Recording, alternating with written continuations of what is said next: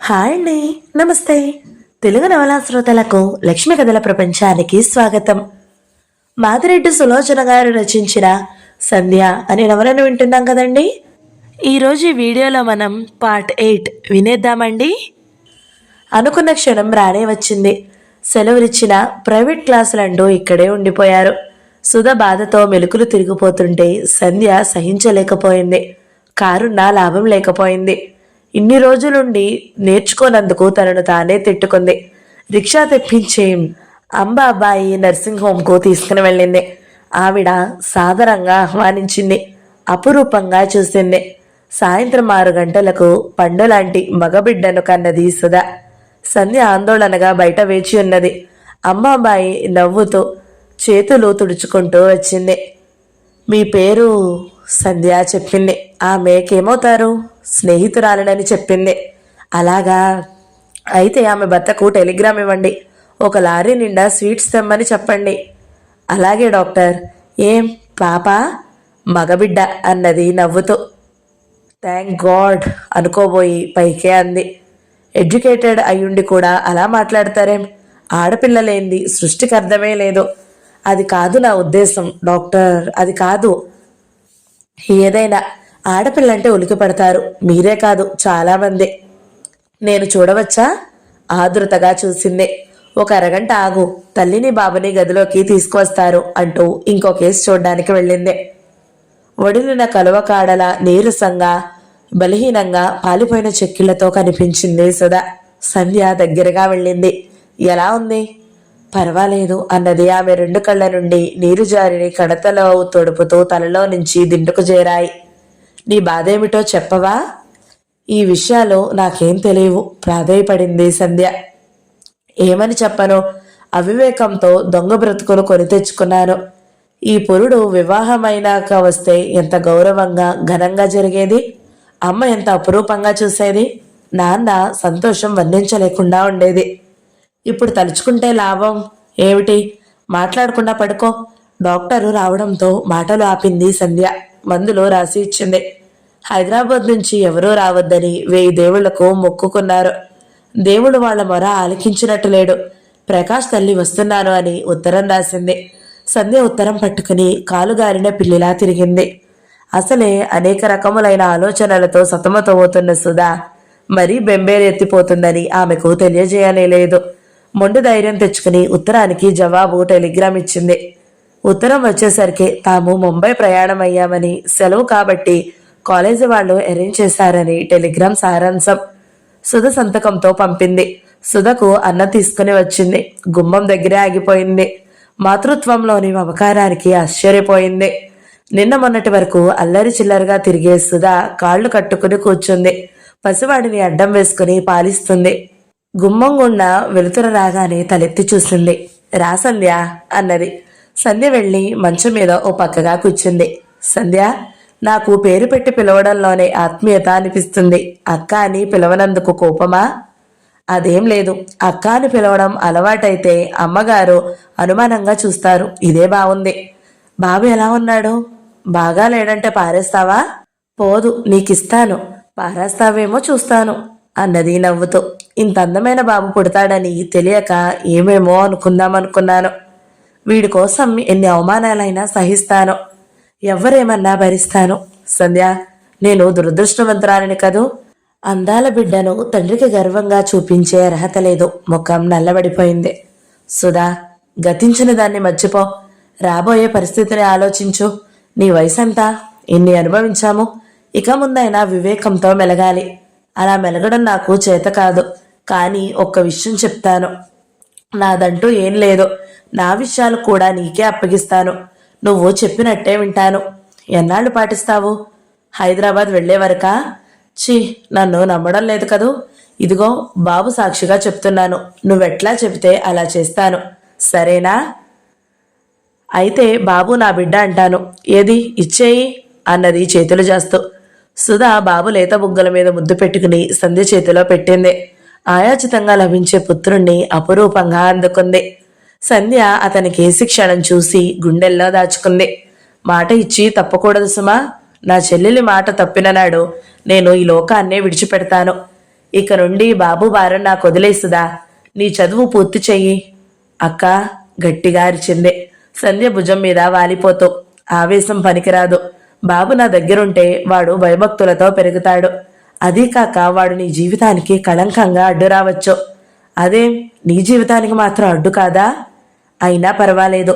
నీ చుట్టూ అందమైన అభిమానాలు, ప్రేమలు, గౌరవాలు పరిచి ఉన్నాయి. నా చుట్టూ అలాంటివేం లేవు. నా అవమానం నా ఒక్కదానికే, నీది అలా కాదు. సంధ్య మాట పూర్తి కాక మునిపే సుధా అందుకుంది. మరి బావ అనుమానించరా? అతనికే జవాబు చెప్తాను. అతనికి మంచి మాటలతో బాబు చరిత్ర చెప్తాను. తల్లిదండ్రుల పేరు మాత్రం బయట పెట్టను. నా చెల్లెలు కొడుకని చెప్తాను. ఆయన నన్ను అర్థం చేసుకుంటారనుకుంటాను. అలా కాకుంటే వాడిని తీసుకుని మీకు దూరంగా వెళ్ళిపోతాను. నేను వస్తాను. నా కోసం నీ జీవితం నాశనం చేసుకోవద్దు. నా కోసం కాదు, నీ కోసం, అంతకంటే కాదు.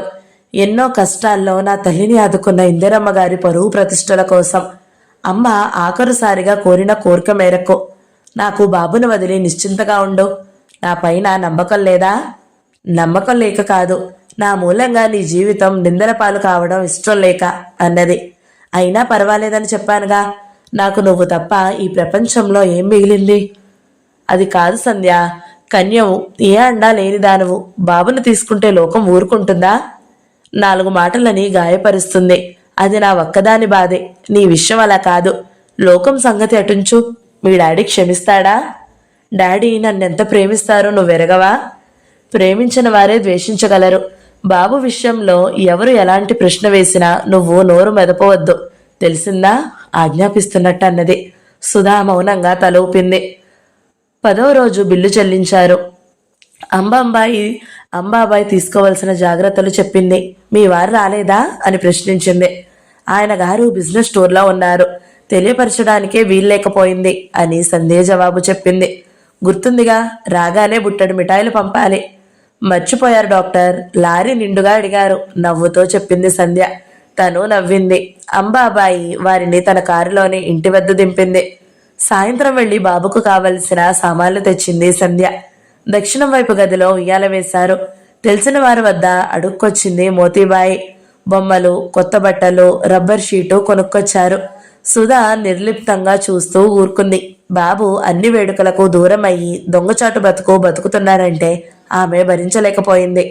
హృదయాన్ని రంపంతో కోసినంత బాధ. సంధ్య మాత్రం మనసంతా వాడి తోడిదే లోకం అన్నట్టు గడుపుతుంది. పాలు కలిపి పట్టడం, మందులు తాగించడము, వాడు తడిసినప్పుడల్లా బట్టలు మార్చడం.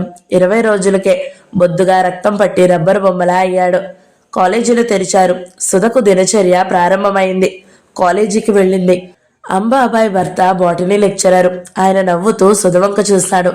కంగ్రాచులేషన్స్ సుధా, మీ వాళ్లకు బాబునిచ్చి ఇక చదువు అయ్యే వరకు అంటూ అర్ధోక్తిలోనే అందరూ నవ్వారు.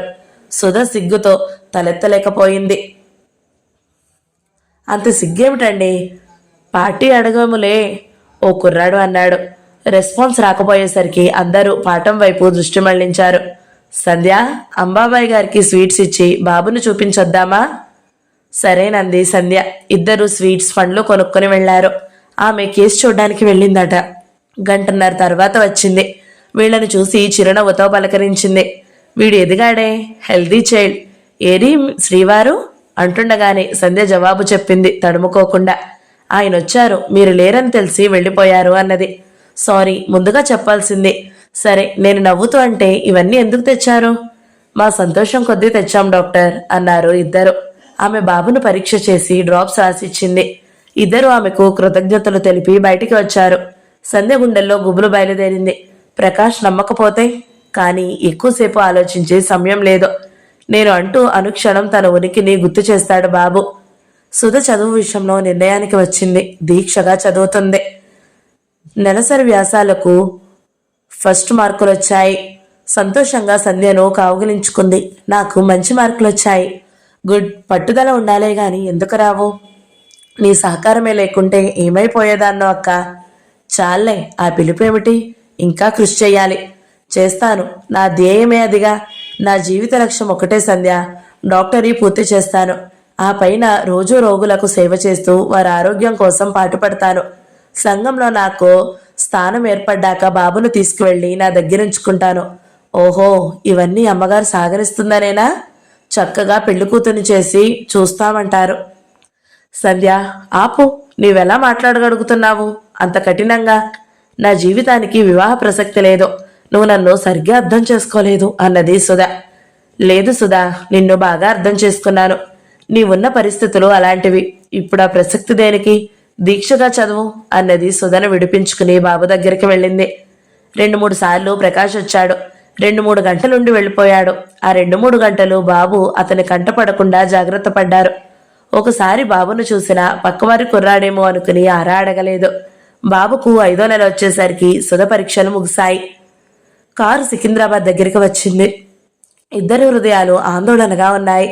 సుధ కారు నడుపుతుంది. సంధ్య ఆ బాబును ఒడిలో పడుకోబెట్టుకుని కూర్చుంది. సరాసరి ఇంటికి వెళ్దామా? వద్దు సుధా, మేమున్నా పాతింటి వైపు వెళ్ళనియ్యి. రామలక్ష్మి అమ్మమ్మ దగ్గరుంటాను. ప్రకాష్కు సంగతి సందర్భము చెప్పి తీసుకువెళ్దాము అన్నది సంధ్య ఆలోచిస్తూ. అమ్మో, బాబును ఆవిడ దగ్గర వదిలి ఉండడమే భయంగా చూసింది. మరేం పర్వాలేదు, నేను వచ్చి వాడి దగ్గరే ఉంటాను. వాడిని విడిచి నేను మాత్రం ఉండగలనా? సుధ కంటి నుండి 2 ముత్యాల బిందువులు రాలిపడ్డాయి. సంధ్య చూడకూడదని బయటికి చూస్తూ కళ్ళొత్తుకుంది. కారు వెళ్లి రామలక్ష్మమ్మ గారి ఇంటి ముందు ఆగింది. సుధ దిగి బాబును అందుకున్నది. సంధ్య వెనుక ఉంచిన వాడి సామానులు తీసుకుంది. ఇద్దరు ఇంటిలోకి వెళ్లారు. సంధ్య లోపల పెట్టింది. అలికిడి విని రామలక్ష్మమ్మ బయటికి వచ్చింది. ఎవరు? సంధ్యారాణియా? అయ్యో నా తల్లి, ఎన్నాళ్లకు చూశానే అంటూ ముందుకు వచ్చింది. అమ్మమ్మా అంటూ రామలక్ష్మను వాటేసుకుని బావురమంది. అడుగడుగునా పడిన బాధలు, పాత జ్ఞాపకాలు జానకి గుర్తుకు వచ్చింది. ఆమె కళ్లల్లో కూడా నీరు ఊరింది. సంధ్య తల గుండెలు కానించుకుని ఊరడించింది. ఊరుకో తల్లి, పసిపిల్లకు రావాల్సిన కష్టాలా? ఆ తల్లి అయినా 4 రోజులు బ్రతకూడదు, అంతా రాత అన్నది. అప్పుడు ఆమె దృష్టి పిల్లాడిని ఎత్తుకున్న సుధపై పడింది. ఎవరు? ఇందిరమ్మ గారి కూతురు కదూ అని సంధ్యను వదిలి కుర్చీ వేసింది. కూర్చో అమ్మా, ఆ బాబెవరు అన్నది. అన్నీ తర్వాత చెప్తానమ్మమ్మా, 2 గంటలు వాడిని చూస్తూ ఉంటావా? కళ్ళు తుడుచుకుంటూ వచ్చింది సంధ్య. లేచి ఏడుస్తాడేమో సందేహంగా చూసింది.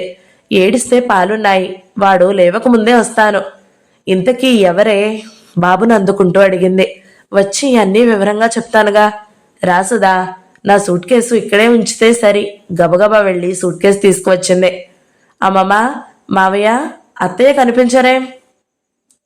వాళ్లకు బొంబాయి ట్రాన్స్ఫర్ అయింది. పిల్లల చదువులు పాడవుతాయని పిల్లలను నన్ను ఉంచి వెళ్లారమ్మా.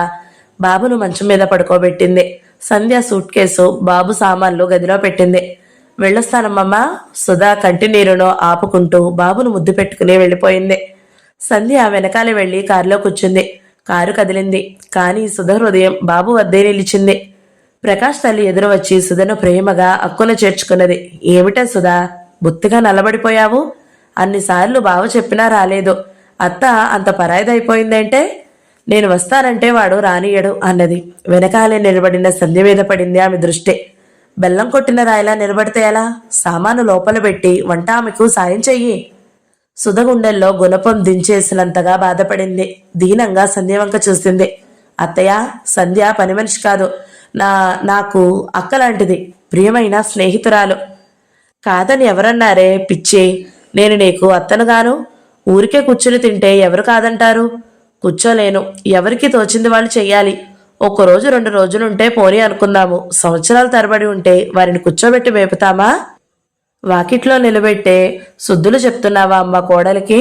నవ్వుతూ ప్రకాష్ రావడంతో సుధ తేలికగా ఊపిరి పీల్చుకుంది. ఏం శుద్ధులు? పిల్ల ఎలా అయిందో చూడు. ఆ చదువేమిటో, ఆ లక్షణం ఏమిటో నీకు మీ అత్తయ్యకే తెలుసు. పరాయిది కాబట్టి నేరమంతా అత్తయ్య మీదకి నెట్టకో. మావయ్య ప్రోత్సాహమే ఇదంతా. నీలాగా చదువుకున్నానట్రా ఏదో అన్నాను. ఈ ఏడైనా 3 ముళ్ళు పడితే చిలక గోరింకల్లా మీరు తిరుగుతూ ఉంటే.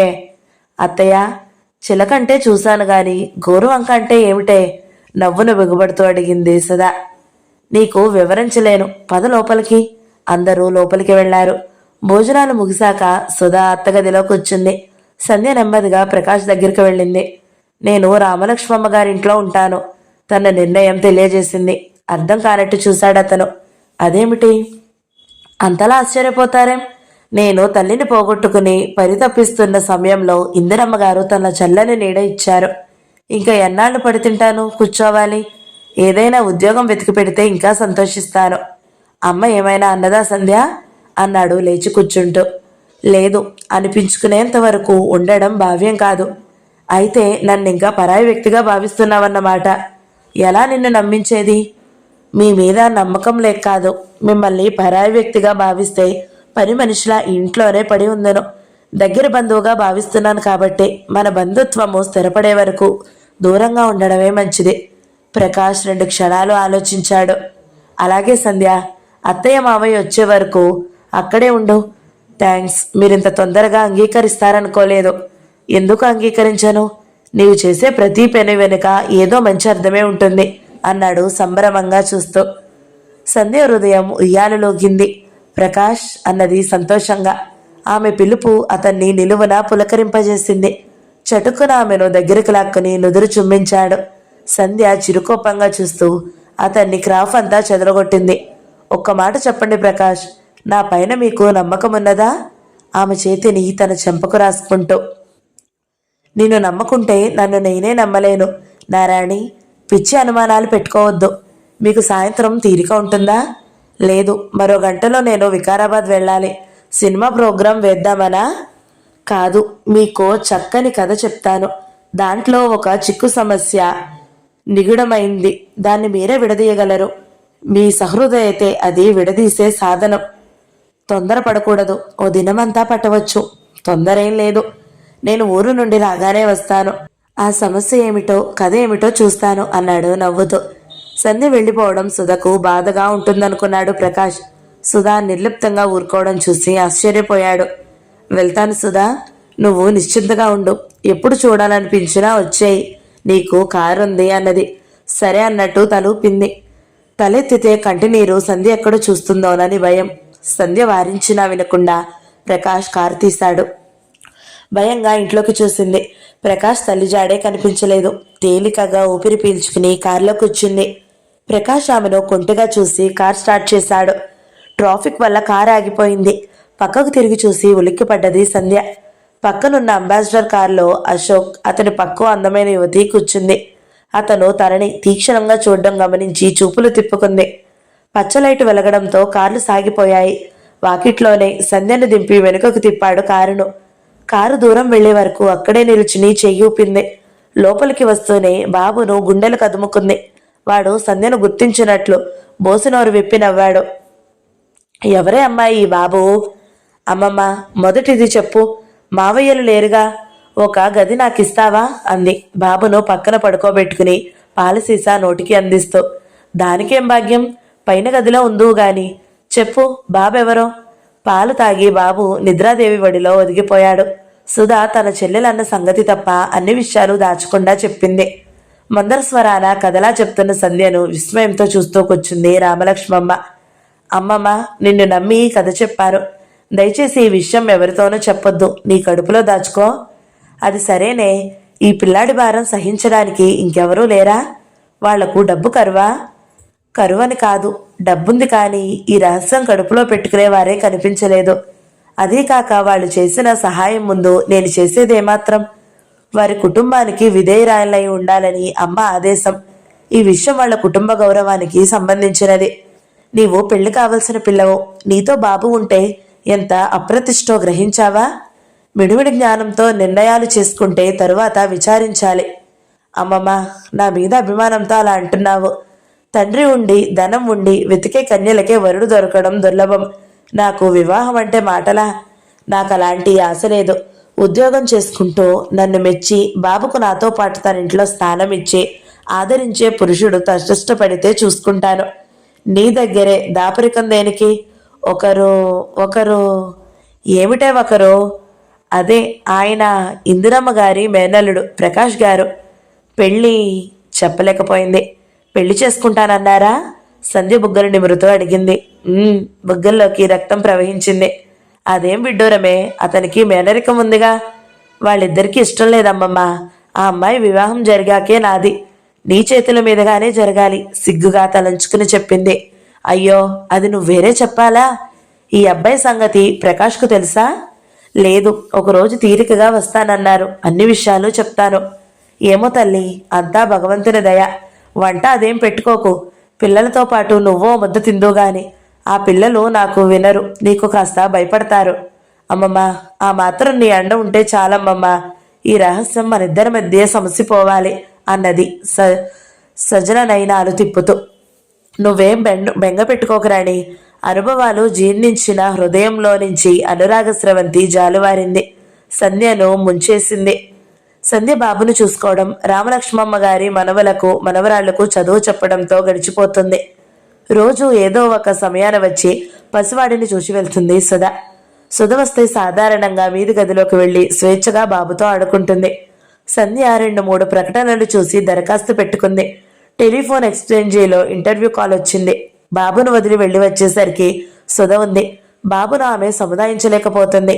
సంధ్యను చూస్తూనే ఏడుపు మాని చేతులు అందించాడు. వాడిని అందుకుని ముద్దు పెట్టుకుంది. ఎందుకురా కన్నా ఏడ్చావు? సుధ కొట్టిందా తండ్రి? మా నాన్న కంటికి నీరూరిందమ్మా. టవల్తో ముఖం తుడిచింది. సుధ గుడ్లు అప్పగించి చూస్తూ ఉంది. సంధ్య, వీడికేం పేరు పెడతావు? నువ్వు చెప్పు అన్నది వాడిని ఎగరేస్తూ. నాకు అధికారం అర్హతలు లేవు గాని చెప్పు అన్నది బాధగా. బాధ దేనికి సుధా? నీ భవిష్యత్ కోరేవాడిని దూరంగా ఉంచాను.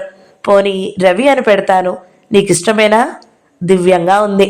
అది సరే కాని ఉద్యోగ ప్రయత్నం దేనికి? ఎన్నాళ్ళు ఇలా చేతులు ముడుచుకుని కూర్చుంటాను? నా కాళ్లపై నేను నిలబడ్డానని తృప్తి ఉంటుంది. బావ ఒప్పుకుంటాడా? ఆయన మనమంటే మానేస్తాను. ఇంటర్వ్యూకి వెళ్ళగానే ఉద్యోగం వస్తుందేమిటి? అమ్మగారి ఉత్తరం వచ్చిందా? వచ్చింది. పై నెలలో వస్తారట. అంతవరకు నా రిజల్ట్స్ కూడా వస్తాయి. సంధ్య, నేను ఈ రహస్యం భరించలేను. అమ్మకు నిజం చెప్పి బాబును, రవిని పిలుచుకుపోతాను. సుధా, తీవ్రంగా ఉంది సంధ్య స్వరం. ఎటువంటి పరిస్థితుల్లోని రహస్యం బయటపడరాదు. అది బయటపడితే నువ్వు చూసేది నా శవాన్నే. తెలిసిందా? నీ తొందరపాటుకు ఎంతోమంది చింతించాల్సి వస్తుంది. ఎన్నోసార్లు వివరంగా చెప్పాను, నీది ఒంటరి జీవితం కాదని. నాది ఒంటరి జీవితం. ఏమైనా సరే, తెలిసిందా? నిన్ను ప్రాణానికి మిన్నగా పెంచిన తల్లిదండ్రులు ఈ అప్రదిష్టకు తిట్టుకుంటారా? ఈ విషయాలు మర్చిపో, పీడకరలా మర్చిపో. బాబు మీద ఒట్టే. సంధ్య, సుధ కంఠం వణుకుతుంది. అవును సుధా, నువ్వు వేణుగోపాలరావు గారి గారాల బిడ్డవు. నీకు అన్నీ ఉన్నాయి. అందరూ నీ చుట్టూ ఉన్నారు. నాకేం లేదు, ఎవరూ లేరు. నిన్ను యాచిస్తే రవిని నాకివ్వవా? సుధా వెక్కి వెక్కి ఏడుస్తూ సంధ్య భుజంపై తలపెట్టింది. నన్నెందుకిలా ఇరకాటంలో పెడతావు సంధ్య? మరుపు అంత త్వరగా వచ్చేదా? తెచ్చుకో, అంతకంటే మార్గం లేదు. సుధను భుజం మీద నుంచి లేవదీసి కుర్చీలో కూర్చోబెట్టింది. పాలు కలిపి బాబుకు పట్టింది. వాడు సంధ్య చేతుల్లో నిశ్చింతగా నిద్రపోయాడు. సుధా ఆమె చేసే ప్రతి పని వింతగా చూస్తూ కూర్చుంది. సంధ్య, ప్రకాష్ పిలుపు విని బాల్కనీలో నుంచి చూసింది. పైకి రమ్మనమన్నట్టు సైగ చేసింది. సెలవు రోజున వచ్చాడంటే తీరికగానే వచ్చాడని తలంచింది. ప్రకాష్ పైకి వచ్చాడు. అతని ముఖం అప్రసన్నంగా ఉంది. మంచం మీద నిద్రపోతున్న బాబుని చూసి అతని కనుబొమ్మలు ముడుచుకున్నాయి. రండి, కూర్చోండి అన్నది ఉన్న ఒక పాత కుర్చీని లాగుతూ. ప్రకాష్ కూర్చున్నాడు. అతని తీక్షణమైన చూపులు సంధ్యను శల్య పరీక్ష చేస్తున్నాయి. అమ్మగారు వస్తానన్నారంటగా? మీరు చాలా బిజీగా ఉండవచ్చు. మాట్లాడరేమిటి? తీయని మాటలు ఆడవారి సొత్తు కదా. కొత్తగా మాట్లాడుతున్నారు? ఆశ్చర్యంగా చూసింది సంధ్య. నీ సందేహాలు తీర్చడానికి రాలేదు. నాకున్న సందేహాలు తీర్చుకుందామని వచ్చాను. వీటిని తీరుస్తావని ఆశిస్తాను. సంధ్యకు అతని కంఠంలో ఎక్కడా మృదుత్వం కనిపించలేదు. సందేహాలా? అడగండి అన్నది బాబు పక్కన కూర్చుంటూ. ఈ పసివాడెవరి కొడుకు? ఎవరి కొడుకని చెప్పను? మగవారి మాటలు నీటి మూటల నమ్మి ఆత్మహత్యకు పూనుకున్న ఒక అభాగ్యురాలి కొడుకు. సంధ్య మాట పూర్తి కాకముందే అందుకున్నాడు ప్రకాష్. నీ కొడుకు కాడా? ప్రస్తుతం నా కొడుకే. దయతో మీరు నన్ను స్వీకరించారంటే మన కొడుకు అవుతాడు. నేను మీతో మాట్లాడాలన్నది వీడి విషయంలోనే. వీడి తండ్రి ఎవరు? ఎవరైతేనేం, వాడి కోసం అతను లేని వ్యక్తే ప్రకాష్ గారు. దగ్గరగా వచ్చింది. మీరు విశాల హృదయంతో నన్ను స్వీకరిస్తున్నారు. నాతో పాటు బాబుకు మీ ఇంట్లో స్థానం ఇవ్వండి. మీకు ఆజన్మాంతము కృతజ్ఞురాలినై ఉంటాను.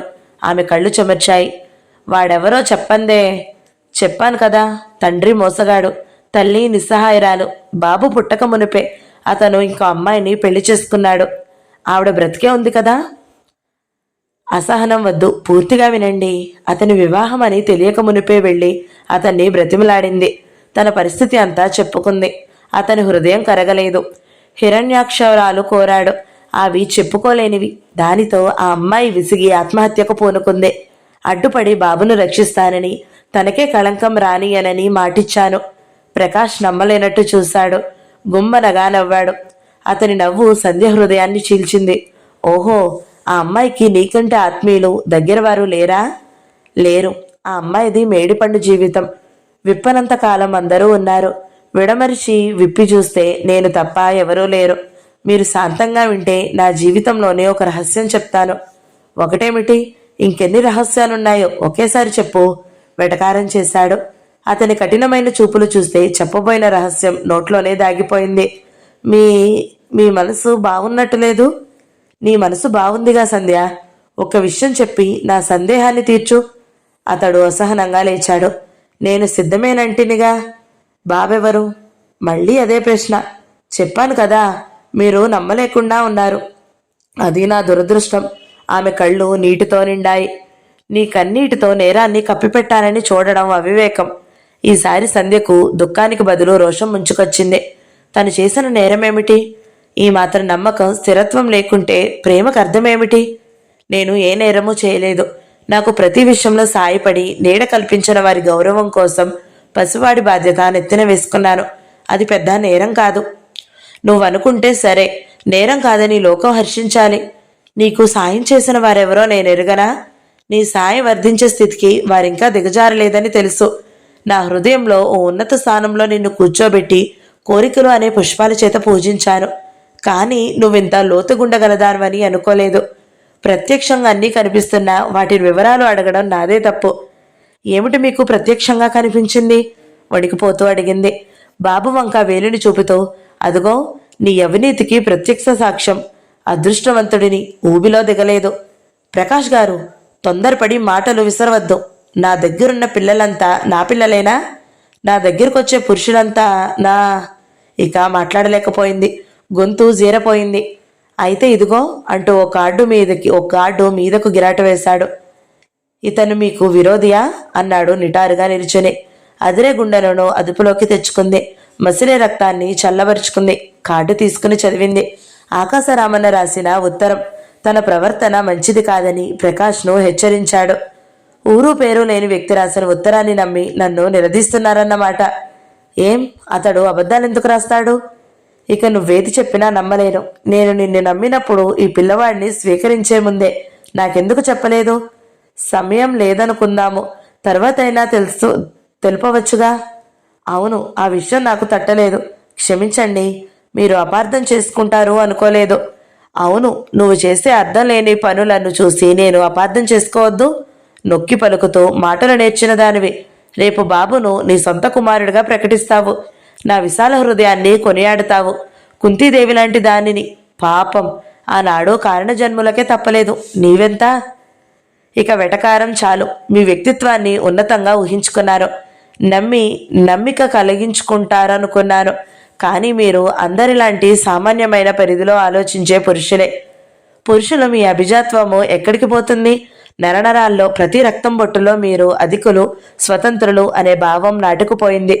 స్త్రీలు మంచివారు, సహనశీలులా, పట్టుదల పెట్టని ఆభరణం.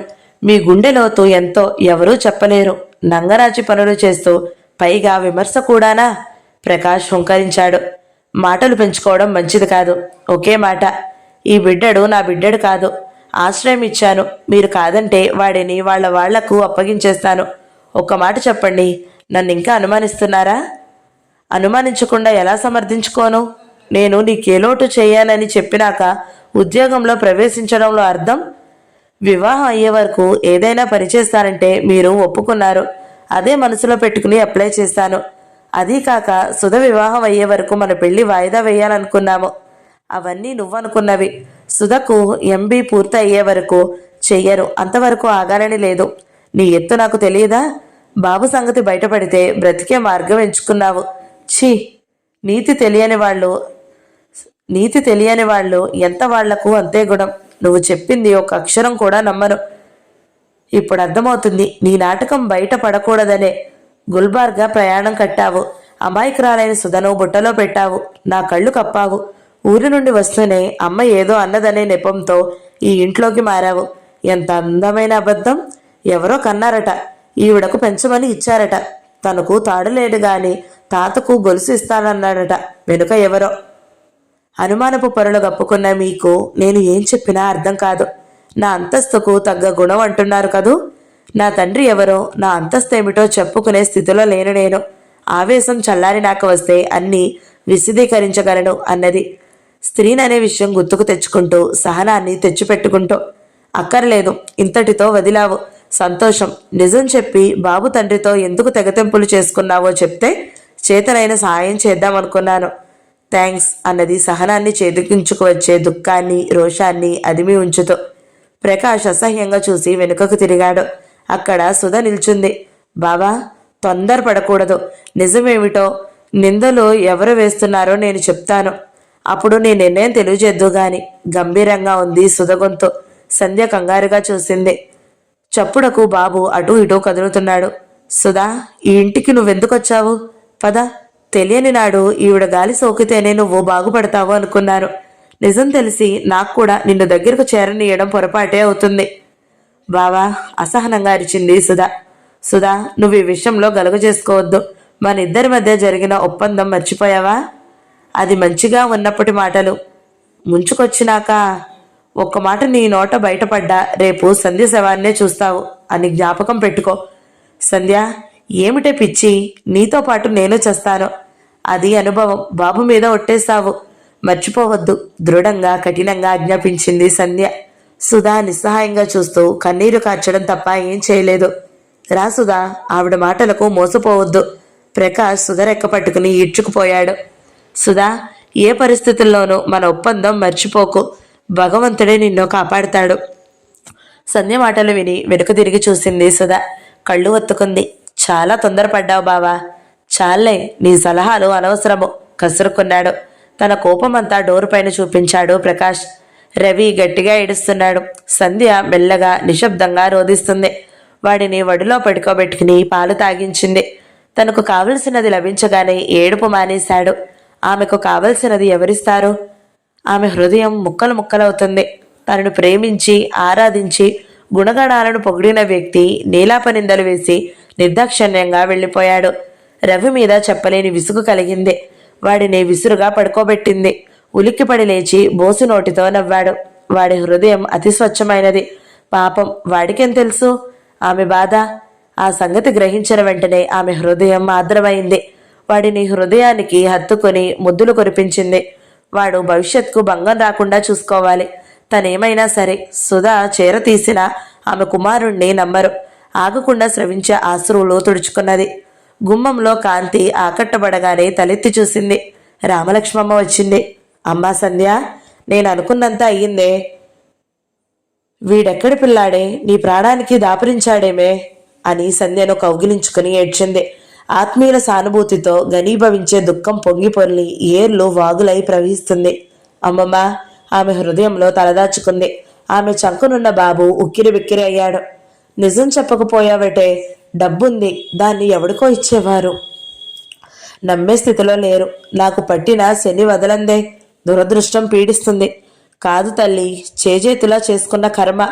జరిగిన దారి గురించి వలచి లాభం లేదు. సావకాశంగా ఆయన ఆలోచిస్తారు. ఇంకా ఆశ మిడుకు మిడుకుమంటుంది. ఏమో ఏమేమి ఆలోచిస్తాడో. అసలు వారు హాయిగా ఉంటే మధ్య నీకి పేతలాటం ఎందుకో విసుక్కున్నదావిడ. సుధా పరాయిదా అమ్మమ్మ? పరాయిదా అని మెల్లగా అడుగుతావేమే? దానికి హృదయం ఉంటే నిజం చెప్పి నిన్ను రక్షించదు. నేనే చెప్పొద్దని ఒట్టివేశాను. గొప్ప పని చేశావు. కలికాలం మేము ఇలాంటివి ఎరుగుదమా? ప్రేమలు, త్యాగాలు, సింగినాదం అంటూ వెళ్ళిపోయింది. సంధ్య 8వ భాగం సమాప్తం. ఈ వీడియో మీకు నచ్చినట్లయితే లైక్ చేయండి, షేర్ చేయండి, మంచి కమెంట్ పెట్టండి. ఎవరైనా మొదటిసారి మన ఛానల్ని చూస్తున్నట్లయితే సబ్స్క్రైబ్ చేసుకోండి. Thank you so much for watching. నమస్తే.